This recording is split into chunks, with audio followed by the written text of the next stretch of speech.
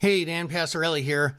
Sometimes you'll hear people say, expect the unexpected. Well, that's kind of what my message is here for you today. Not exactly, but kind of. Tomorrow, expect some higher volatility. Tomorrow is the quarterly event that is known as quadruple witching. It used to be called triple witching, now it's quadruple witching, because tomorrow stock index futures contracts, single stock futures, options on stock index futures, and regular stock index options all expire tomorrow.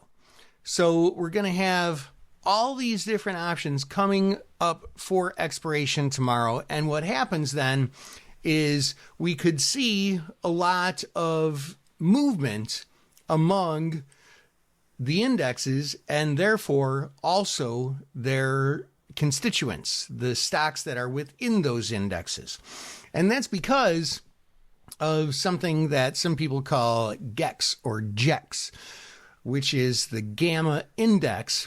And when the market makers are all short options, what that can do is when it goes close to the strike, market makers are forced to hedge by buying when it's above the strike and selling when it's below the strike, forcing it into a more volatile situation than normal.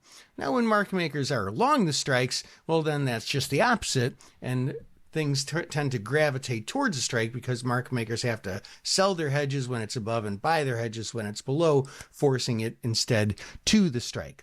Now, all that combined with all the uncertainty, which the Fed specifically mentioned yesterday about the uncertainty. Go back and look at their minutes if you need the exact verbiage. The quadruple witching combined with just the uncertainty that we're in right now, just with the market as it is technically, and obviously a lot of that is based on the tariff talk and all that goes around with that.